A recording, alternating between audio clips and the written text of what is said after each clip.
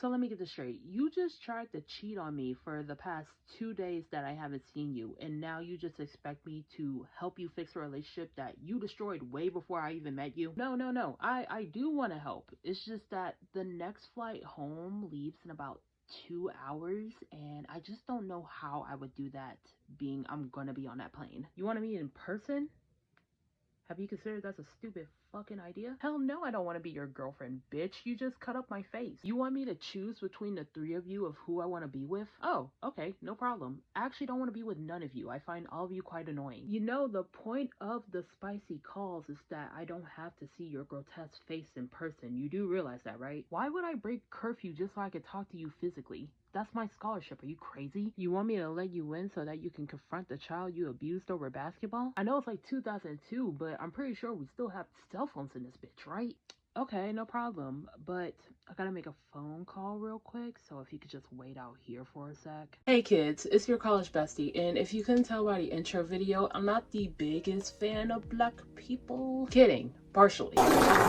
But I'm not here to talk about black people. I'm here to hone in on black love. In a cinematic sense, at least, because I just went through the most excruciating 2 hours of my life by watching what can only be described as an upscale Tubi movie. An absolute tale of tragedy that has otherwise made a staple in every black household. And for very obscure reasons, like to absolutely fuck with anybody with half a brain cell. And quick disclaimer, I'm not one of those Cynthia G fangirls that think, oh, dating out your race is the way to go out. I'm actually far from it. If your values, love, and care falls in line with another black person, by all means go for it. But I don't know, just speaking that into existence or making that your focal point in any form or manner just feels like you're giving the universe a precursor to prove you wrong. Not saying that there aren't a few gems here and there from time to time, but a lot of it is overshadowed by zealous and or Tyler Perry Hellscape Productions. Nonetheless, I'm talking too much. Let's think about the messiest bitch we know and why that's a man, and get into this breakdown of. We start off the movie with our main character Harper, exiting a cab in his finest Mac Murdock sunglasses and a hairline that tells you, do not try and battle this nigga in Pokemon Go, Yu-Gi-Oh! Or Smash Bros. You will lose. He is greeted at the door of his apartment by his current girlfriend Robin, who seems to have graduated from the culinary school of chowder, because this sounds like the worst combination of food that I could ever concoct. Try this, tell me what you think. Girl, you know I know. What? It's just an ordinary Krabby. Oh my goodness! By the way, going into this, I had no idea that the actress that played Robin is also Monica from Love and Basketball, and I just find it crazy that this is like the 4th time that I know of that she plays a main chick with so much side chick aura. 2 times by that nigga. She also plays in Aliens vs. Predators, a movie that I actually like for reasons that are mind your fucking business, just know I like it. Welcome to the different levels of monster fuckery. Please take out your notebooks, we will begin class. Anyway, Harper is a novelist, and he gets to bragging about being part of Oprah's Book of the Month Club. And then we get to later in the night where they're relaxing in a bathtub, and Robin talks about marriage, to which Harper gets visibly uncomfortable, for he is an evil, evil man, and you will start to understand that later in this video. Robin gets upset by Harper's hostility, rightfully so, and she storms off. It is now the next morning, and while Robin is dropping off Harper at the airport in preparation of his old college friend getting married, they get into an argument. They are gonna love you. Don't worry about them. They are gonna love you. You'll be fine. Really? Yes, really. Even Kendall? Which people in the 90s probably chucked it down to like Megan levels of gaslighting, but this argument has a lot of validity to it. Because truly think about it. You're going to be in the same proximity of the one that kind of sort of but not really got away, and you're clearly not over it because you wrote a book about it, and I just have to believe you're not going to do anything for the next 2 days. It sounds feasible. You know what, while you're at it, you can have my birth certificate, my social security, the keys to my car, my debit card, my pen is 4498222. We are now being introduced to a new character named Julian, aka Merch, aka people-pleasing little bitch, sorry about that, who is picking Harper up from the airport. Now, I don't know why this character in particular is in this dumpster fire of men. Well, to an extent I can, but I can neither deny or confirm it. But compared to everybody else in this group of quote-unquote friends, derogatory, I think he's kind of the bar when it comes to the quality of these people. apart from Mia, but we'll get into that in a sec. Murph drives Harper to a studio that Jordan, Jordan, is directing a talk show in to let you, the audience, know that she is the strong, independent black woman movie trope. And to save her time, just know that Harper back in college was half chub making out with Jordan, and then he got cock blocked by Stevie Wonder. Next scene. We are now at a club where we meet Quincy, an indecisive ladies man, who is playing better upside down air guitar than you ever did during your 5th grade Guitar Hero concert that you hosted in your living room. Also, I'm saying ladies man loosely on the terms of like how colorism has such a chokehold on the black community, because look. I think Terrence Howard is a very handsome man. However, in this movie, he's just light skinned. And to compete for the title of handsome in a movie where your coworker is Morris Chestnut, you're not winning that battle, babes. Harper confronts Quincy about a photography gig he got for him a while back, and to that of which Quincy responded as, "Oh yeah, I kinda cut that shit out like a week ago and started playing guitar." Now, about that book. Star of the group and abusive husband-to-be, Lance walks into the club and is bombarded by paparazzi flashes and a sea of at least 3 pussies. Not far behind is Julian's girlfriend Shelby, who everybody in the group seems to really hate, even though they're just as equally as insufferable as she is. If I'm being honest, I think the only reason they don't like her is because she took away their lapdog. And it's very obvious in how the movie frames when she's pestering Julian about getting a new job, even though Harper did the exact same thing at the very beginning of this movie. Are you taking the job at the firm? How was that on the subject? Hugo Boss, prestigious law firm. Didn't that firm you worked at last summer, did they not offer you a 6-figure salary? Yes, they did. So what's up? We now transition to Lance's IKEA set of a home to be introduced to his soon-to-be wife, Mia, who is for some reason awkwardly walking down a set of stairs in her granny's finest weekday best while sharing glances with everyone that are just as equally awkward. I seriously never understood this movie trope because take out the music and it's really uncomfortable.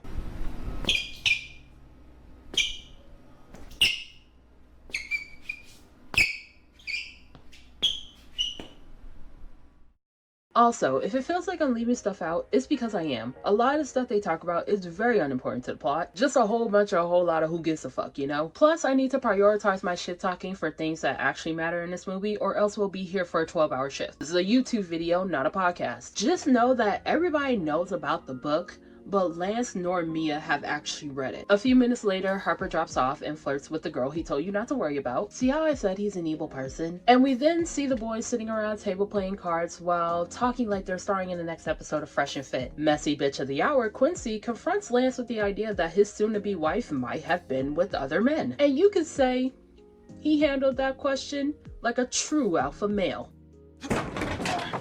It is now the day before the wedding, and currently in a relationship, Harper is still flirting with Jordan. So much so that he couldn't even say "I love you" to Robin on the phone. Love you. What? I said I love you. Guys, come on. Am I supposed to be rooting for him or not? Because this is so fucking confusing. Dude, I just looked up the producer credits, and tell me why Spike Lee is at the top of that list. If I could count on anybody to make struggle love porn of black women, he's gonna do it every single time, I swear to God. Okay. Focus.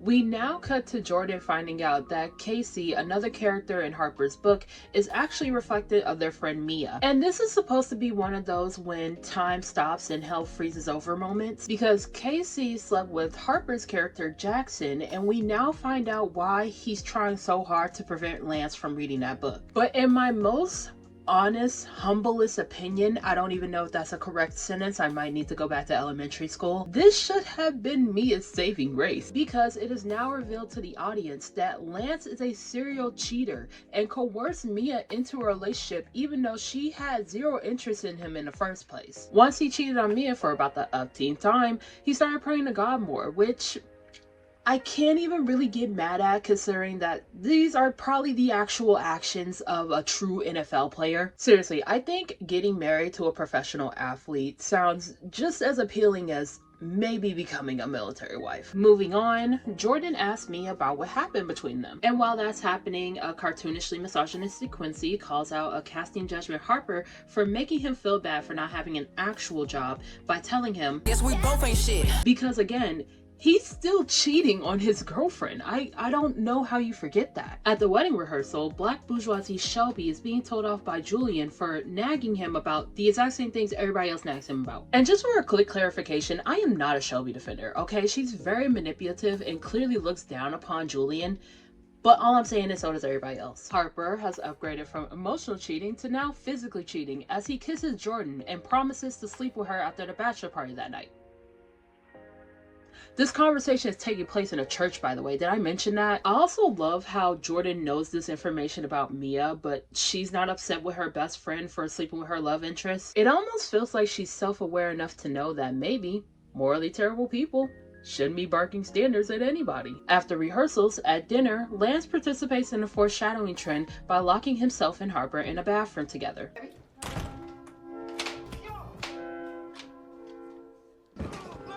You know what I've been thinking?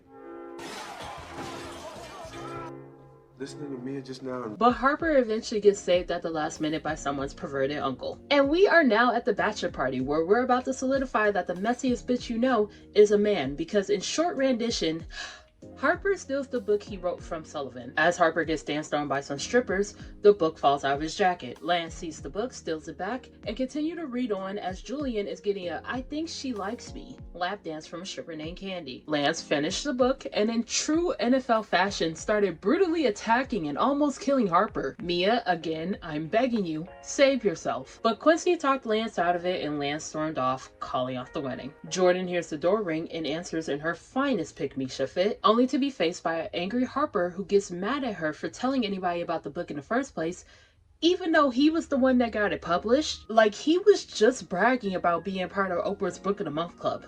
Oprah Winfrey wants my new book, Unfinished Business, for her January Book of the Month Club show. It's Oprah in the 90s. What the fuck did you expect? She gets upset back and blue balls him for the rest of the night because she can't get blood on her precious. Silky drawers! Robin finally gets to town where she is now being told everything, and I mean everything. And to that she responds like this.